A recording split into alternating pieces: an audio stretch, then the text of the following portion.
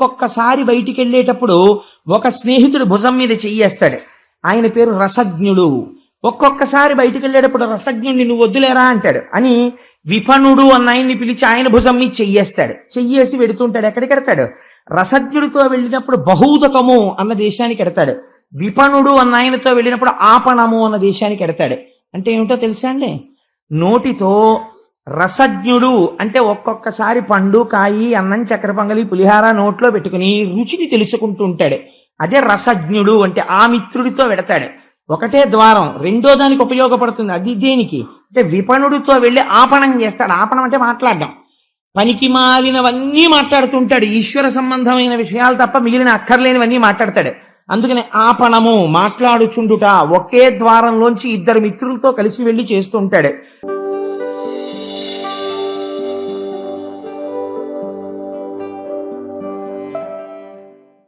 మనకి భారతీయ సంప్రదాయంలో ఋషులు చెప్పేటటువంటి తీరు చాలా గొప్పగా ఉంటుంది.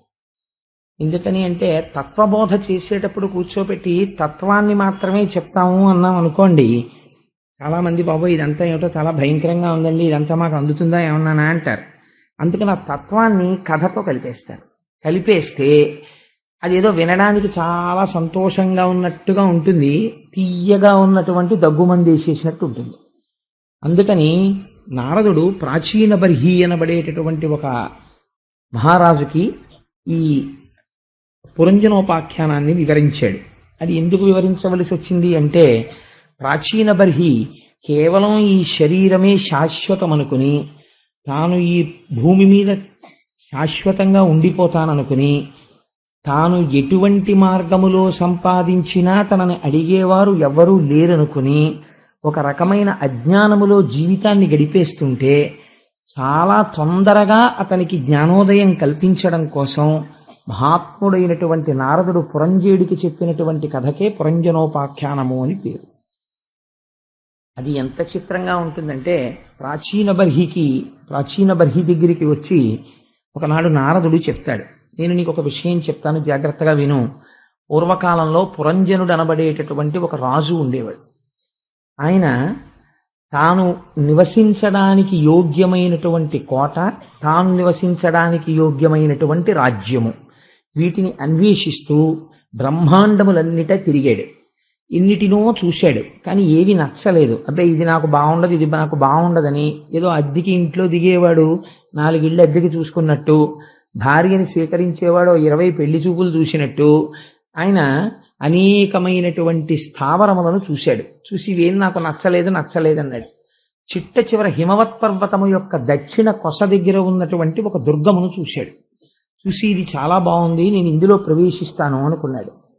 అక్కడ ఒక బ్రహ్మాండమైనటువంటి వనము, ఆ వనమంతా అల్లుకున్నటువంటి తీగలు, అనేకమైనటువంటి సరోవరములు, అందులో మంచి గొప్ప శిఖరము కలిగినటువంటి ఒక మేడ, ఆ మేడకి ఉన్నటువంటి అనేకమైనటువంటి జెండాలు, దానికి ప్రాకారములు, ప్రాంగణములు, లోపలికి వెళ్ళిన తరువాత రత్నమయమైనటువంటి ఒక వేదిక, అక్కడ నుంచి ఒక బ్రహ్మాండమైనటువంటి రాజమార్గము, అనేకమైనటువంటి ద్వారములు, అనేక సరోవరములు, పక్షుల కలకూజితములు, దానితో పాటుగా సరస్సులు, పెద్ద పెద్ద నీడనిచ్చేటటువంటి వృక్షములు, మనస్సుని సంతోషపెట్టగలిగినటువంటి ఆహ్లాద విశేషములు, పాన్పులు, ఇన్ని కనపడ్డాయి.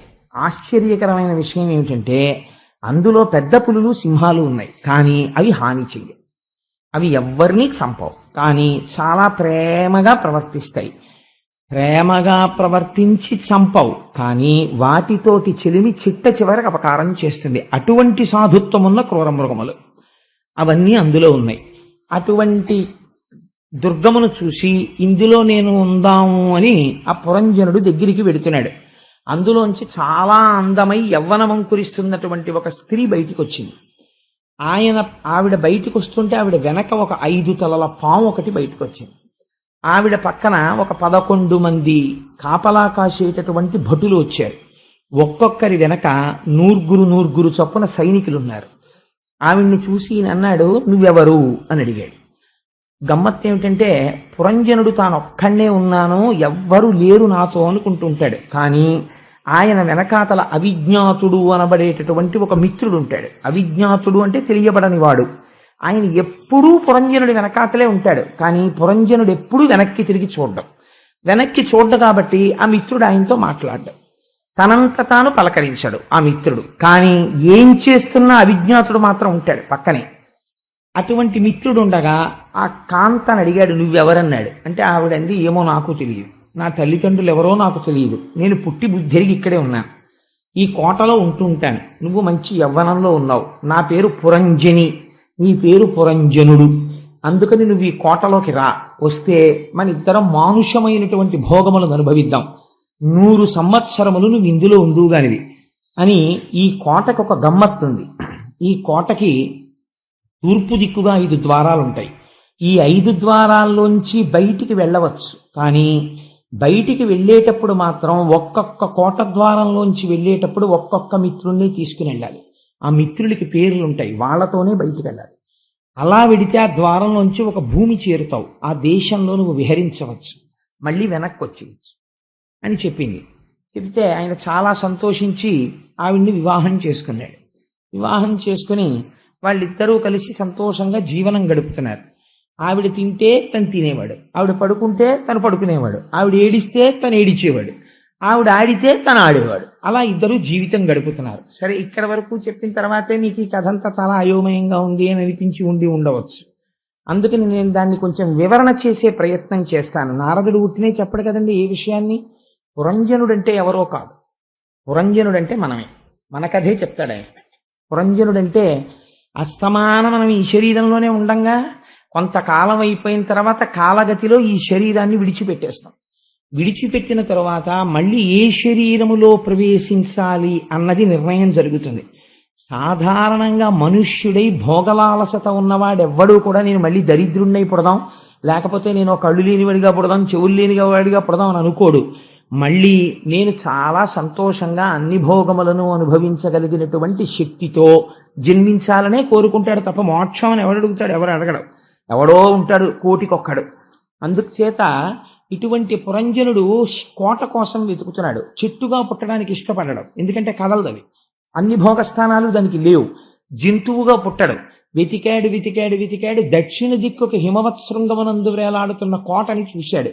దక్షిణ దిక్కున ఊరికి శ్మశానం ఉంటుంది. అంటే ఏనాటికైనా శ్మశానమును చేరవలసినటువంటి ఒక శరీరములో ప్రవేశించడానికి సిద్ధపడ్డాడు. ఈ శరీరము దగ్గరికి వెళ్ళేటప్పటికీ అక్కడ సరోవరాలున్నాయి, లతలున్నాయి, చెట్లున్నాయి, లోపల అనేకమైనటువంటి భోగస్థానములున్నాయి, సాధుత్వమును ప్రకటించేటటువంటి పెద్ద పులులున్నాయి, సింహాలున్నాయి, పక్షుల కలపూజితాలున్నాయి. ఏమిటి ఇవన్నీ? శరీరం లోపలికి వచ్చిన తరువాత పైకి కనపడరు, కానీ మనకి చాలా బాంధవ్యములను ఒకే శరీరముతో పెంచుకున్న వాళ్ళు కొన్ని వేల మంది ఉంటారు. ఒకడు అన్నయ్య అంటాడు, ఒకడు తమ్ముడు అంటాడు, ఒకడు తండ్రి అంటాడు, ఒకడు బాబయ్య అంటాడు, ఒకడు మామయ్య అంటాడు, ఒకడు ప్రభువు అంటాడు, ఒకడు సేవకుడా అంటాడు. ఇలా కొన్ని వేల మంది ఆయనతో అనుబంధం పెట్టుకుంటారు. ఈ అనుబంధాలన్నీ చూసుకుని లేచిన దగ్గర నుంచి నేను వాడితో ఏం మాట్లాడాలి, వీడితో ఏం మాట్లాడాలి, నేను వాడికి ఏం చెయ్యాలి, నేను వీడికి ఏం చెయ్యాలి, దీంతో సరిపోతుంది. కాబట్టి ఈ అనుబంధాలన్నీ ఏమిటి? కాలగతి యందు ఈశ్వరుణ్ణి సేవించడానికి అవకాశం ఇవ్వవు. కాబట్టి ఏమైపోయింది? ఇవి సాధుత్వముతో కూడిన క్రూర మృగములు, నీ యొక్క విలువైన కాలములు తినేసి నిన్ను మృత్యువు వైపుకి నడిపిస్తున్నాయి. కాబట్టి ఇక్కడికి వెళ్ళేటప్పటికి దానికి ఒక పెద్ద మేడ ఉంది. ఆ కోటకి ఏమిటా మేడ? తలకాయే. శరీరానికి ఏముంటుంది? పైన ఒక చక్కటి అందమైన తలకాయ ఉంటుంది, దాని మీద మంచి పూల లతలు, వెంట్రుకలు. వీటికి ఉన్నంత సంతోషం ప్రపంచంలో ఎవరికైనా ఉంటుందండి? వెంకటాచలం వెళ్ళి తలనీలాలు ఇమ్మంటే ఎంత బెంగో కొంతమందికి. ఎందుకంటే ఏదో వీటితోటి తాను తెచ్చేసుకున్నట్టు, దీంట్లోనే సమస్త బ్రహ్మాండాలు ఉండిపోయినట్టు సంతోషపడిపోతుంటారు. అందుకని ఆ వెంట్రుకలే పూల తోటలు, ఈ చేతులు కాళ్ళు ఇవన్నీ కూడా అగట్టలు, ఈ లోపల ఉండేటటువంటి భోగస్థానములు, ఇంద్రియాలు. ఈ లోపల మాత్రం ఒక రత్నములతో కూడిన వేదిక ఉన్నది, అదే హృదయస్థానం. అక్కడ ఈశ్వరుడు ఉంటాడు. అక్కడ ఒక పాన్పు ఉన్నది, దాని మీద మనం రాత్రి వేళ నిద్రపోతాం. అంటే ఇంద్రియాలు మనస్సు బడలిపోయి ఎక్కడికి వెళ్ళిపోతాయి? వెనక్కి వెళ్ళిపోయి ఆత్మలో ప్రవేశించి నిద్రపోతాయి. ఏమీ తెలియని స్థితి, సుషుప్తి. అందుకని అక్కడ ఒక పాన్పు ఉంది. ఆ పాన్పు మీద పురంజనితో కలిసి పడుకుంటాడు. ఈ పురంజని ఎదురొచ్చింది. నువ్వు నన్ను వివాహం చేసుకో అంది. నువ్వెవరు అన్నాడు. నాకు తెలియదు అంది. ఆవిడ బుద్ధి. ఆవిడిని 5 తలల పాము కాపాడుతుంటుంది. అవే పంచ ప్రాణాలు. ప్రాణ అపాన వ్యాన ఉదాన సమానములు అనేటటువంటి 5 ప్రాణాలు. ఈవిడితో పాటు 11 మంది భటులు వచ్చారు. వాళ్లే పంచ జ్ఞానేంద్రియాలు, పంచ కర్మేంద్రియాలు. 10 మనస్సు 1 11. ఈ 11ంటికి ఒక్కొక్క దానికి కొన్ని 100 వృత్తులు ఉంటాయి. ఈ వృత్తులన్నీ కలిపి వాళ్ళ వెనక ఉన్న భటులు. ఇంతమందితో కలిసి ఆవిడొచ్చింది. వివాహం చేసుకోమన్నాడు. చేసుకుంది. లోపల సంతోషంగా కాలం గడిపేస్తున్నాడు. ఆవిడ ఒక మాట చెప్పింది. ఏమయ్యో, ఈ కోటకి తూర్పు దిక్కుగా 5 ద్వారాలున్నాయి. అందులోంచి బయటికి వెళ్ళేటప్పుడు మాత్రం నువ్వు ఒక్కొక్క స్నేహితుడినే పట్టుకుని వెళ్ళాలని చెప్పింది. ఏమిటో తెలుసా అండి ఆ ద్వారాలు? మనం అందరం సుఖాలు అనుభవించేటటువంటి స్థానాలే ఆ ద్వారాలు. పనులు చేయడానికి మనందరం ద్వారాల నుంచే కదా బయటికి వెడతాం. జీవుడు కూడా వాటిలోంచే బయటికి వెళ్ళి చూస్తూ ఉంటాడు, వ్యాపకాలు చేస్తూ ఉంటాడు. తూర్పు దిక్కునున్న మొట్టమొదటి 2 ద్వారములే ఈ 2 కళ్ళు.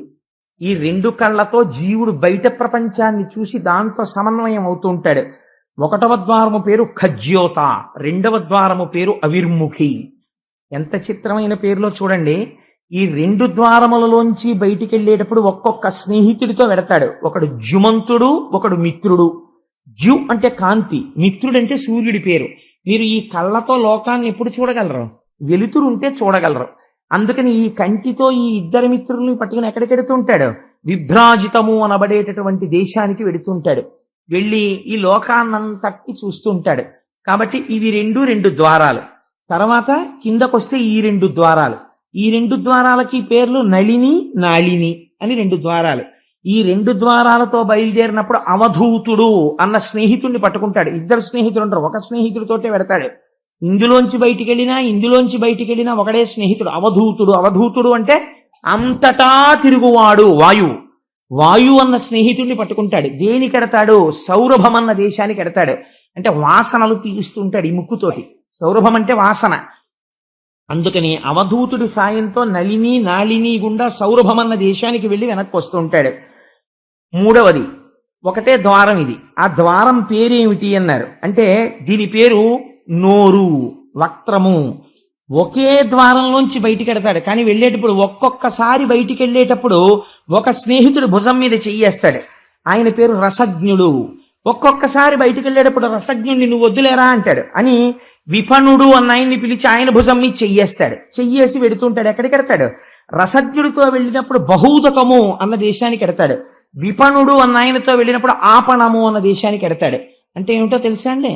నోటితో రసజ్ఞుడు అంటే ఒక్కొక్కసారి పండు, కాయి, అన్నం, చక్కెర పొంగలి, పులిహార నోట్లో పెట్టుకుని రుచిని తెలుసుకుంటూ ఉంటాడు. అదే రసజ్ఞుడు అంటే ఆ మిత్రుడితో వెడతాడు. ఒకటే ద్వారం, 2వ దానికి ఉపయోగపడుతుంది. అది దేనికి అంటే విపణుడితో వెళ్ళి ఆపణం చేస్తాడు. ఆపణం అంటే మాట్లాడడం. పనికి మాలినవన్నీ మాట్లాడుతుంటాడు. ఈశ్వర సంబంధమైన విషయాలు తప్ప మిగిలిన అక్కర్లేనివన్నీ మాట్లాడతాడు. అందుకని ఆపణము మాట్లాడుచుండుట. ఒకే ద్వారంలోంచి 2 మిత్రులతో కలిసి వెళ్ళి చేస్తూ ఉంటాడు. ఆ తర్వాత కుడి పక్కన ఒక ద్వారం ఉంది. దీని పేరు పితృహౌ. అంటే ఇది కుడిపక్క చెవి. దీంతో ఏం చేస్తాడు? ఈ చెవి ఈ ద్వారంలోంచి బయటికి వెళ్ళినా, ఈ ద్వారంలోంచి బయటికి వెళ్ళినా ఒకడే స్నేహితుడితో వెళ్ళాలి. ఆయన పేరు శృతిధరుడు అంటే వేదం.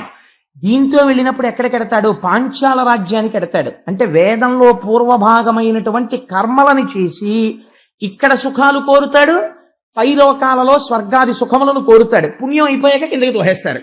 అందుకని వేదమునందు చెప్పబడిన పూర్వభాగములలో చెప్పబడినటువంటి సుఖములను కోరడానికి పాంచాల రాజ్యానికి ఈ ద్వారంలోంచి బయటికెడతాడు శృతిధరుడితో.